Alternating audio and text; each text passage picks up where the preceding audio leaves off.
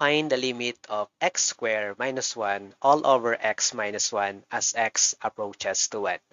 So as we can observe, we cannot find the limit by substituting x is equal to 1. Because if you do so, this is the numerator is 0 and the denominator is 0, undefined or meaningless. So this is, we call it, indeterminate form of limit.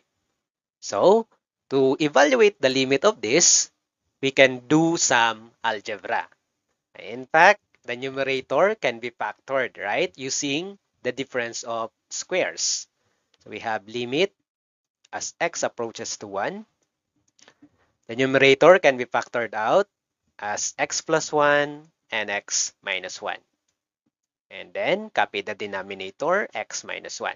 Now, we can cancel this, cancel. So, we have the limit of x plus 1 as x approaches to 1. So, this time you can substitute 1 in the given variable. So, we have 1 plus 1 and the answer is 2. Okay. Evaluate the limit of quantity 3 plus h squared minus 9 all over h as h approaches to 0. So as we can observe, we cannot compute for the limit of this by substituting 0 to h. So because the denominator becomes 0, right? So that is undefined. So basically, we cannot use direct substitution here. Instead, we can do some algebra. So we have limit as h approaches to 0. We can expand this expression 3 plus h quantity square, and that is 9 plus 3 times h times 2, that is 6h plus h squared. Because a plus b raised to 2 is what? A squared plus 2ab plus b squared. So we use that formula. So then subtract by 9 and then all over h. So simplify.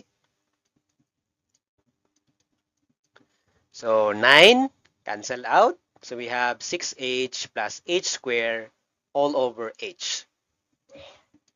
Now we can factor out the numerator. We have h times 6, right? Plus h and then divided by h.